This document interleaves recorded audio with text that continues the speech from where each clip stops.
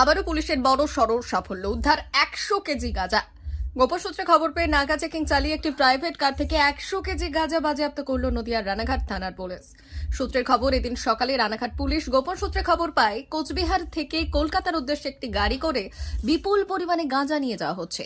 আর এরপরই রানাঘাট পুলিশ বেগপাড়া এলাকায় নাকা চেকিং শুরু করে। পুলিশ সূত্রে খবর, শিলিগুড়ি আরটিও নম্বরের গাড়ি পুলিশের চেকিং দেখে 12 নম্বর জাতীয় সড়ক ছেড়ে নোকারের দিকে পালানোর চেষ্টা করলে সেই গাড়িকে তাড়া করে এবং ধরে ফেলে রানাঘাট পুলিশ। পুলিশ সূত্রে খবর, আটক ওই গাড়ি থেকে 100 কেজি গাঁজা উদ্ধার হয়েছে, যার বাজার মূল্য কয়েক লক্ষ টাকা। ঘটনায় গাড়িতে থাকা এক দক্ষিণ ভারতীয় যুবককে গ্রেপ্তার করেছে রানাঘাট থানার পুলিশ। তবে কোচবিহার থেকে ওই গাড়ি করে কোথায় এই গাঁজা পাচার হচ্ছিল ও এর পেছনে কোন পাচার চক্র জড়িত তা জানতে ঘটনা তদন্ত শুরু করেছে রানাঘাট থানার পুলিশ।